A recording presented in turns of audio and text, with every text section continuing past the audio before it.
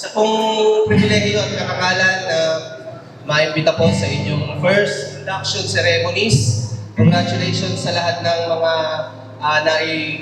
bagong officers. Sana ho ay makitaguyod natin ang ating kapatiran dito sa Kapas Tarlac. Taas natin ang dangal ng pagkakaisa ng PBSRO.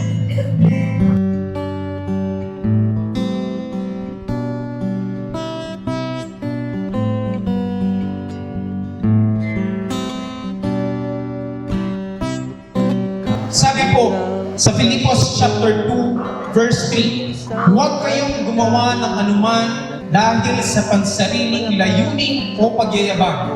Sa halip, bilang tanda ng pagpapakumbaba, ituring yung higit ang iba kaysa inyong mga sarili. That is one of the best reminders sa paglilingkod, sa pakikisama, sa pagbuo ng isang grupo, sa isang magandang pundasyon ng samahan. Sama, tulong-tulong, itaas ang layag at sumulong, isisigaw sa tugatog ang ating tagumpay.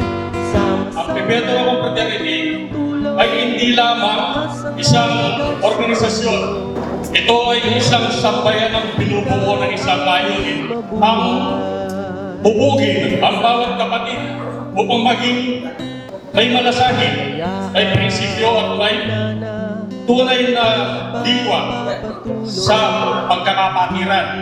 Matatakot Sa ating mga bagong leader, naway maging gabay ninyo ang ating mga panuntunan at tradisyon. Harapin ninyo ang inyong tungkulin na may tapang pagpakumbaba at tunay na malasakit.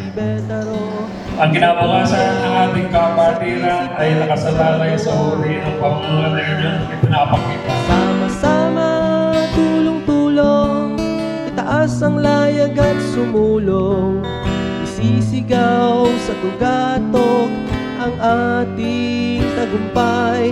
Sama-sama, tulong-tulong, itaas ang layag. Pero the main thing na muli ko sabihin is about respect. Ikaw ang Respect is, sabi nga both ways. sama-sama, You respect me, tulong, I respect you. Respect ka mo, respect mo na ka. Pero kung minsan, isisigaw sa kaya mo mo respect mo, respect mo ang nakapagulit. Yamin, ingtone, frat man yan. Siyempre mo muna din, magpasalamat ko po kay Karatapon ng apong yun. And then siyempre kay pamilya ko, kay kasawa ko pala po. Karang pong kaluburan, kabran, nakatong salamat, siyempre, kay Karatapon founders, kay Karatapon founders. ikaw